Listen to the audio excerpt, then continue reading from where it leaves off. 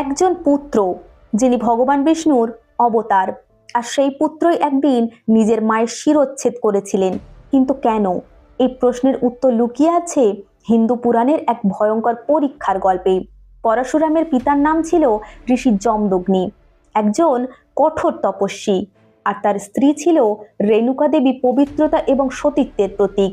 একদিন নদীতে জল আনতে গিয়ে রেণুকা দেবীর মনে খানিকক্ষণের জন্য অন্য পুরুষের প্রতি আকর্ষণ জন্মায়। মুহূর্তেই সেই মানসিক বিচ্যুতি ঋষি যমদগ্নি তার তপবলে বুঝে যান। ক্রোধান্বিত হয়ে তিনি নিজের পুত্রদের আদেশ দেন, যাও তোমার মাকে হত্যা করো। 4 ভাই ভয়ে সেই আদেশ অমান্য করলে, কিন্তু পঞ্চম পুত্র পরশুরাম পিতার আদেশ ঈশ্বরের আদেশ বলে মেনে নিলেন এবং মুহূর্তে দ্বিধা না করে কুঠার তুলে তিনি নিজের মায়ের শিরচ্ছেদ করলেন। পরশুরামের এই নিঃশর্ত অনুগত্যে খুশি হয়ে ঋষি যমদগ্নি তাকে বর চাইতে বললেন। পরশুরাম একটাই বর চাইলেন, যে আমার মাকে পুনর্জীবিত করুন এবং তাকে পবিত্র করে ফিরিয়ে দিন।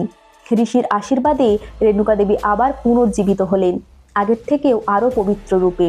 আর এই কাহিনী আমাদের শেখায়, এটি নিষ্ঠুরতার গল্প নয়, বরং এটি ধর্ম, কর্তব্য এবং ত্যাগের চরম পরীক্ষা। আজ এই কাহিনী আমাদের ভাবায়, ধর্ম বড় না মানসিকতা, আদেশ বড় না বিবেক? আপনি কি মনে করেন? কমেন্টে অবশ্যই আপনার মতামতটি দিয়ে যাবেন। দেখা হবে অন্য কোনো ভিডিওতে। এইরকম ভিডিও দেখতে হলে আমাদের চ্যানেলটি সাবস্ক্রাইব করুন, আমাদের পাশে থাকুন। ধন্যবাদ।